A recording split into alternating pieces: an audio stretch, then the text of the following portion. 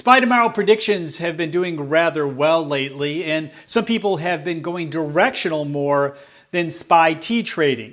So what's the difference, and when should you consider either one of them? Directional means you're buying either a call or a put based on the SPY tomorrow indicator. So if the indicator says up, you're buying a call, and if the indicator says down, you're buying a put. However, when we SPY T trade, we're using a hedge. So if we're pointing up with the call, say for $3, we might buy a put at half the price for $1.50.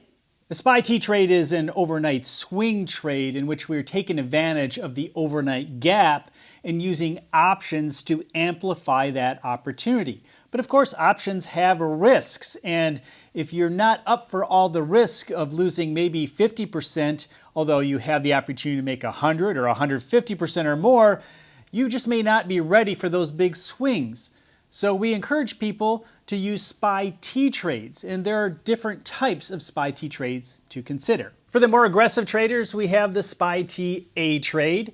There's also the SPY T B, the SPY T C, the SPY T D, and one that we often recommend for those who are taking the 30-day challenge, the SPY T S. Of course, the big difference between directional and SPY T trading is that SPY T trading has a hedge associated with it, which means if the market goes the opposite direction, the indicator said up, and the market crashes, you could still make money or definitely minimize any loss. Of course, there's a lot of excitement around directional because of all the money you could potentially make. Which means, overall, on average, the directional trade is much more aggressive and riskier than a SPY T trade. It may seem no big deal at all to sell two options in the case of the SPY T trade versus one option in the case of a directional trade. However, it is a little more complicated to sell two options versus one. There's more to think about, more to consider.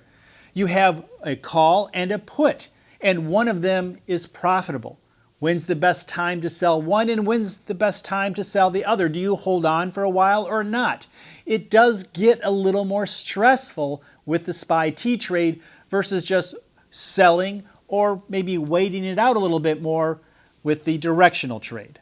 As I mentioned, the directional trades have much greater gains, but of course they have greater losses.